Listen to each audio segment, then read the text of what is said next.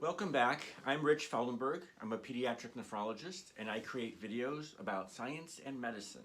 Today I'm going to tell you 10 weird facts about kidneys. Number 1, you form 3 pairs of kidneys during the embryonic process. Yes, that's right. Even though most of us are born with just a single pair of kidneys, 2 separate kidneys, during the process of embryology, we actually form 3 separate pairs of kidneys. The first pair of kidney is called the pronephros, and that quickly disappears once it forms. And the second pair of kidneys is a little bit farther down in the body and is known as the mesonephros, and that almost as soon as it forms also begins to disappear. And then the final pair of kidneys, which is called the metanephros, forms, and those are the kidneys that we're born with. Well, most likely this is simply due to the evolutionary history of our ancestors going all the way back to our fishy ancestors. In fact, the pronephros and the mesonephros do form the final pair of kidneys in fish and amphibians. Number 2, the kidneys and the urinary tract are the organ system where most of the birth defects are seen. So while birth defects can occur in just about any organ system like the brain, the heart, the limbs, they are actually most common in the kidneys where they account for about 30% of all birth defects seen.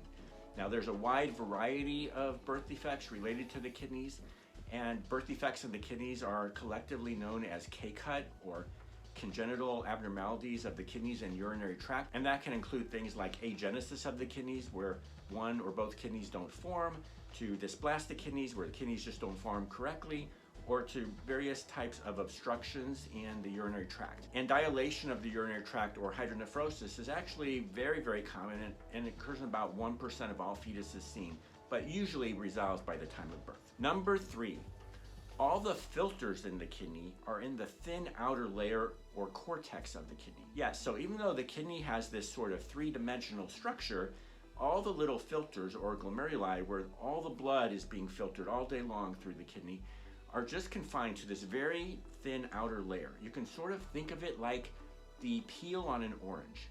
And so that layer is extremely important because all the filtration has to take place there. And if there's damage or scarring to the cortex and the cortex gets thinner, that can decrease the kidney function. Number 4, the proximal tubule's job is to reabsorb practically everything that just went through the filters. So as I said before, all the filters are confined to the outer layer, but those little filters are connected to a tiny little tube or tubule.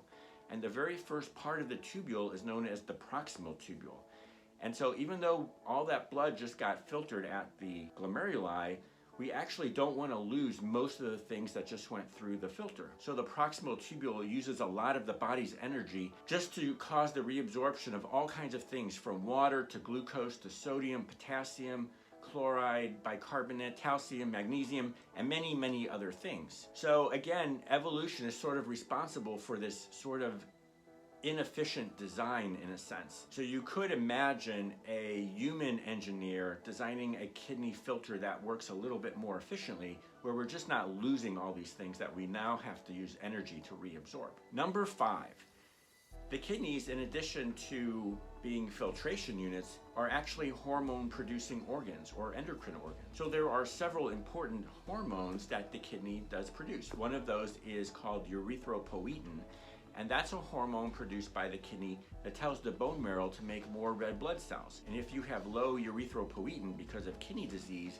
you become very anemic. Now we can give people synthetic forms of erythropoietin so that they don't continually need blood transfusions if they're in kidney failure and on dialysis, for example. The kidney is also important in the biochemistry of vitamin D. So one step in the production of vitamin D is from sunlight. But then another subsequent step is related to an enzyme in the kidney, which then activates the vitamin D so that it can do its job of keeping calcium in the right balance. And finally, another hormone produced by the kidney is called renin, which is very important in the regulation of blood pressure, and is one reason why people with kidney disease often have high blood pressure or hypertension. They may overproduce renin because the kidney is sick. That leads us to weird fact number 6. A kidney could be taken out to control blood pressure if that high blood pressure is due to a small damaged, poorly functioning or non-functioning kidney. So sometimes a kidney is badly damaged due to things like recurrent urinary tract infections or some other type of scarring that occurred in the kidney. If that kidney is no longer working but is not harming the person, there's no need to take the kidney out. But if the kidney is not really helping you and it's also causing severe high blood pressure, well, one form of treatment could be to do what's called a nephrectomy, or remove that kidney. That would take out the kidney that's producing or overproducing that renin and driving up the blood pressure too high. In some cases of severe high blood pressure related to kidney disease, it's even recommended to take out both kidneys. Yeah, so if you have end-stage renal disease where you're already dependent on dialysis for survival, and again, those kidneys are causing severe high blood pressure, which could result in things like stroke and heart attack, well, then taking out both kidneys could be the treatment of choice to get you off all the blood pressure medications. Now, for some people, it would seem really weird to think they could be surviving with no kidneys at all.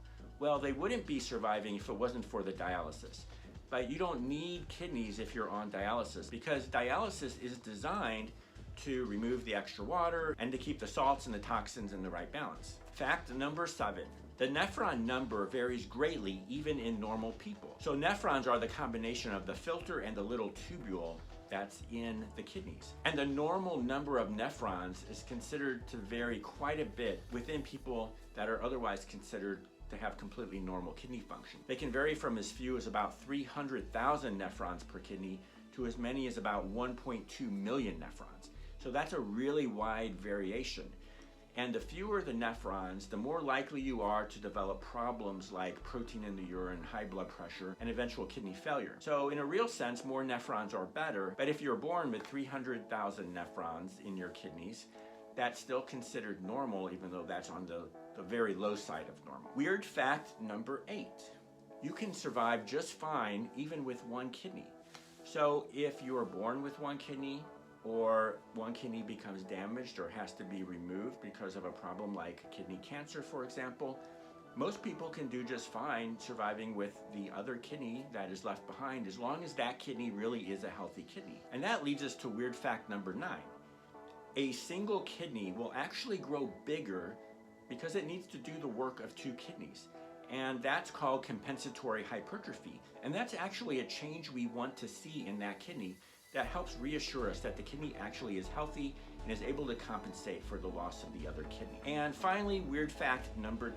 The kidneys are the most commonly injured organ in blunt abdominal trauma.